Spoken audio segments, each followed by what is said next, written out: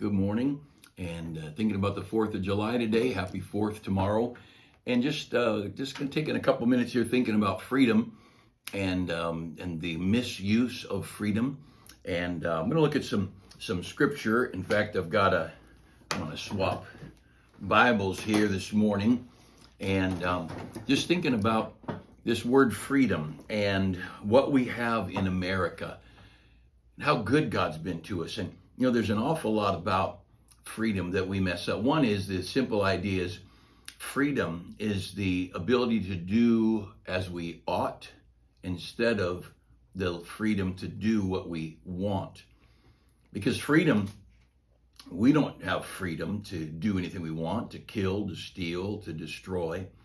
We shouldn't have. Now, if you're a politician, they sure got a lot of freedom, but that's not the America that our founders gave us. And just thinking of scripture, there's so many scriptures about authority and about the proper relationship of authority to their people. The wise in heart should be called prudent, and the sweetness of the lips increases learning. A good leader will be wise. A good leader will know how to use good words as well as correction. Proverbs 16:14, the wrath of a king as his messengers of death, but a wise man will pacify it. In light of the king's countenance, his life and his favor is as a cloud of the latter rain. There ought to be a fear of authority. Over in Romans 13 it says, he beareth not the sword in vain. There's a lot in the Bible about authority and about rulers. Romans says they're not a terror to good works.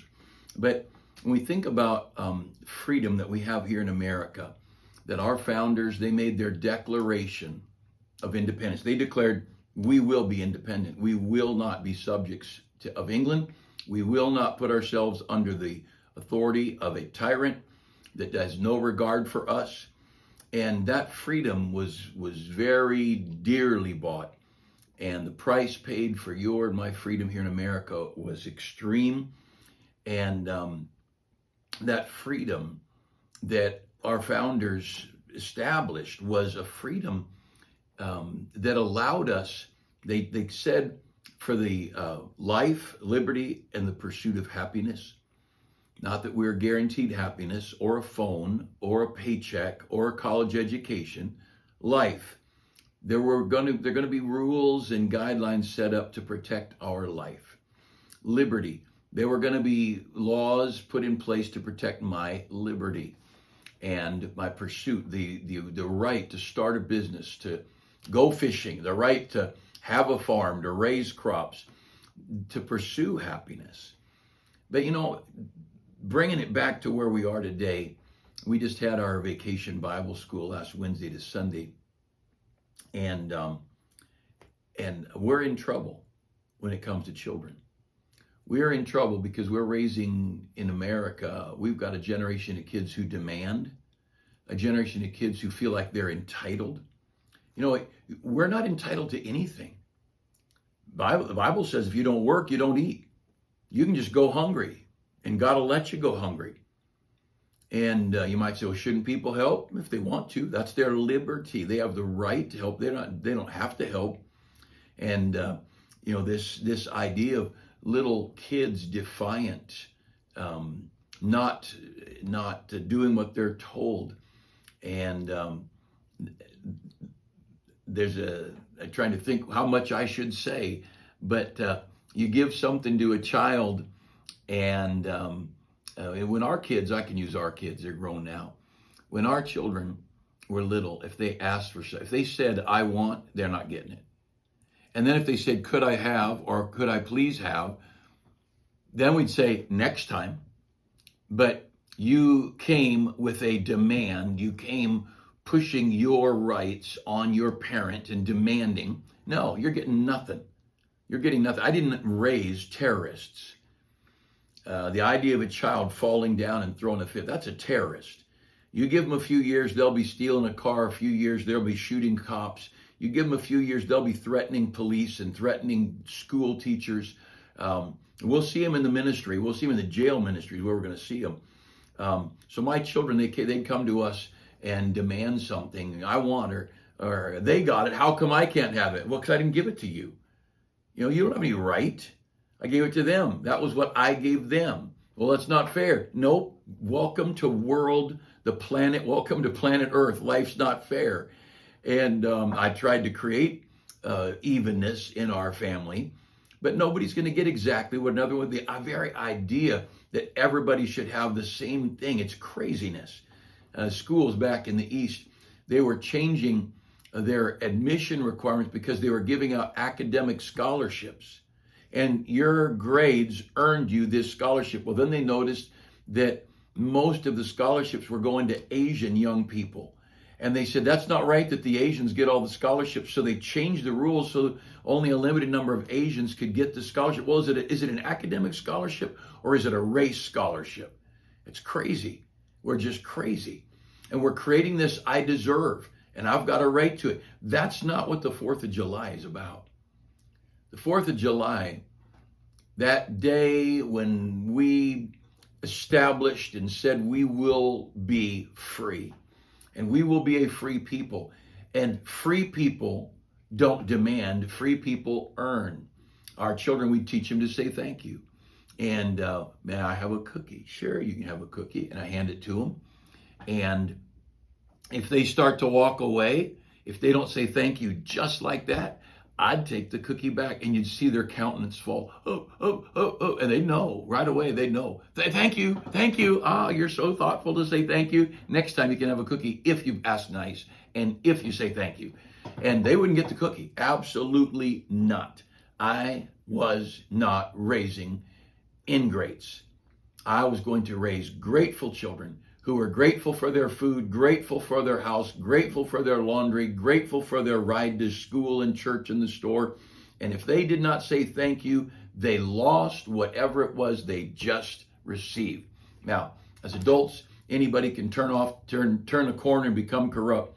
But by God's grace, I've got 4 pretty grateful kids still.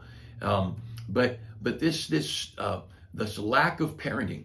But see, we have a bunch of parents who demand and insist and scream and cry if they don't get. And so they accept their child behaving the same way. And somebody's got to stop this snowball going to hell and got to turn this thing around and say, I will work for what I want. I will plan. I will save. I will prepare. I will earn what's mine. I remember one of our men many years ago, I could say his name, still got family in our church. He's moved out of the area and his wife, great friends still, but he had a serious injury, and they lived in Riverside, a distance away, and they were he was out of work and struggling. He'd been on disability. I don't know if he's even on disability yet, but he couldn't work, and he wasn't getting to church because it was a long drive, and he had a gas guzzling pickup. I mean, gas was probably $1.25 a gallon, and so I'd been over to visit him, see how he's doing, and he was still pretty hurting, but he could get up and around some. So I gave him $20. I said, here, fill up your tank. Can you imagine filling your tank up with gas for a $20 bill? But I gave him $20. He said, I don't take handouts. I said, the Bible says, give, you're a giver. Give and it shall be given unto you. Pressed down, shaken together, and overflowing shall men give to you. I said, it's okay that you are a generous person. You and your wife have been very generous. And it's okay now when you're crippled, at least for a while, you're laid up. It's okay you receive. He didn't want it. So I went out and put the $20 bill under his windshield wiper. And he kept it. But there's something in a man. There's something in real manhood and real decent womanhood that doesn't want a handout. And we have raised a culture of people who somehow feel like they've got rights. You see, freedom is the right to do the right thing, not to demand anything. The freedom is the right to do as I ought, not to do what I want. And that's what freedom and biblical authority in the book of Proverbs is so much. Proverbs talks about good authorities. In Proverbs 12:24, it says, the hand of the diligent shall bear rule, but the slothful shall be under tribute. A diligent person is the one who works their way up in leadership on the job or in the country. It's because of their diligence, because of their hard work, and the very idea that we've got people who demand a raise, that they demand better pay, If you can't work and earn your boss some money, you don't deserve any pay. And if a kiosk in McDonald's can replace you, you don't deserve a job. You dead sure don't deserve $15 or $18 an hour minimum wage.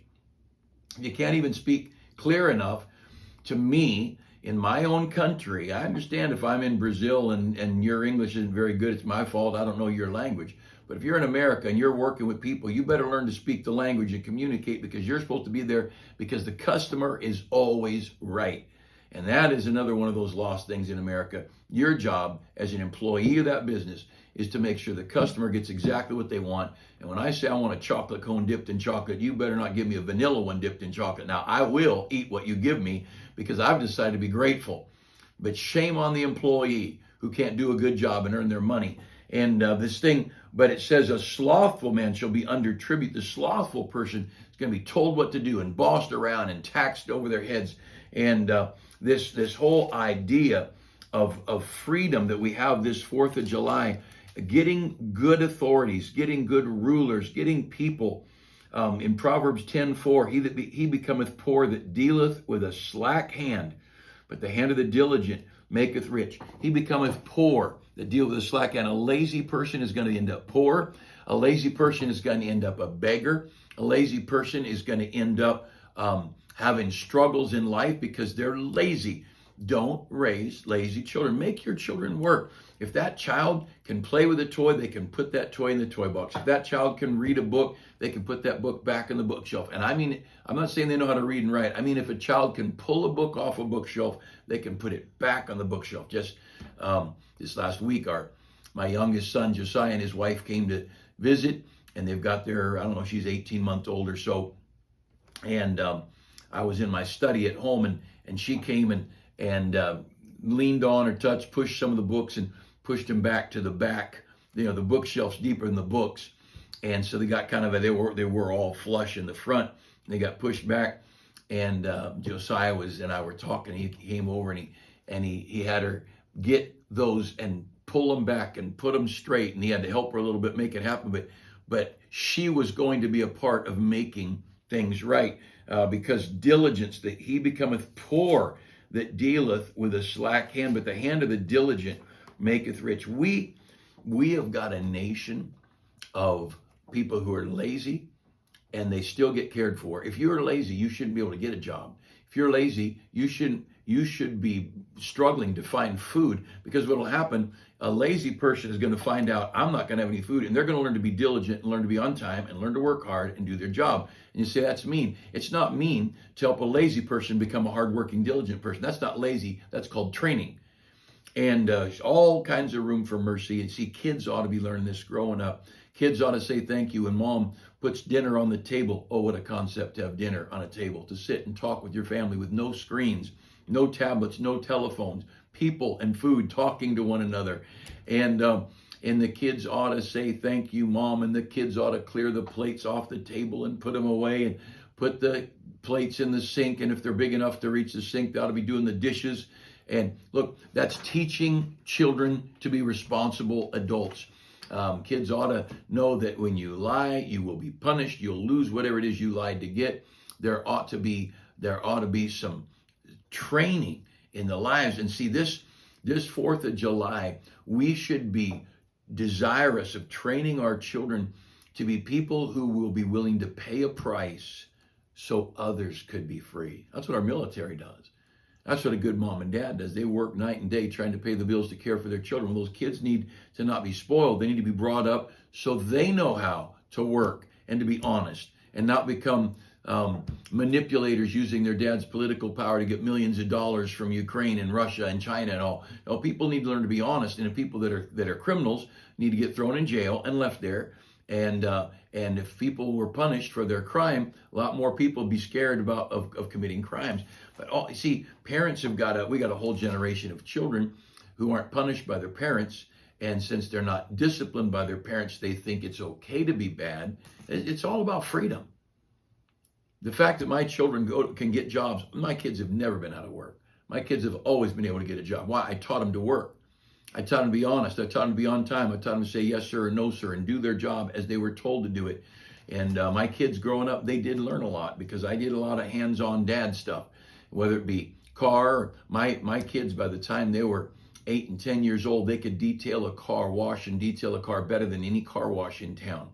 And so because of that, because they knew how to do a lot, I'd watch them. Maybe they're in an environment where some leader, an adult, the boss, or whoever, and I'm talking about children now, comes and tries to instruct them in something, and the kids would already know how to do it, and they'd say, I know. And I had to train them to not say I know, because that's disrespectful. You can just listen. I trained them. Now look, I know you know a lot of things, and you may know how to do this, but they may have some little thing they want done differently than Dad's taught you. So you listen and you pay attention and you say, yes, sir. And you make sure you do it just like you were told. That's called training. Nobody should have a leader telling them how to do something, and the snooty little brat follower, I don't care if they're 10 or 20 or 30, saying, I know how to do this, get off my back. No way. They pay your salary. You shut up and you listen and you say, yes, sir. And you may know it better than the boss. You still do what you were told. You got to understand this. Look, we're in such a strange world. I wasn't raised in church. I was raised in a good home, though. My unsaved dad, he'd drink way more than he should drink, but he was home every day of the week. And I remember him telling me one day that he got a new boss, some engineer, and the boss brought out the blueprints for something. My dad was an iron worker, and the boss said, I want you to build this. And my dad tried to bring up an area that was a problem. He'd been doing this all his life. And he tried to say, well, I think this might be. And the guy said, look, I'm the engineer, you build it. And my dad, yes, sir. He went and built it. And he said it was so fun when he got that thing almost built. And the guy came over and said, this isn't going to work, is it? And he said, no, it's not. But you know what he did? He did what he was told. He tried, he made his attempt to politely put his 2 cents in. But when it wasn't wanted, he just did what he was told. I was raised, the very idea that I would argue with my parents, unheard of. My brother and I, no way would we argue with a parent.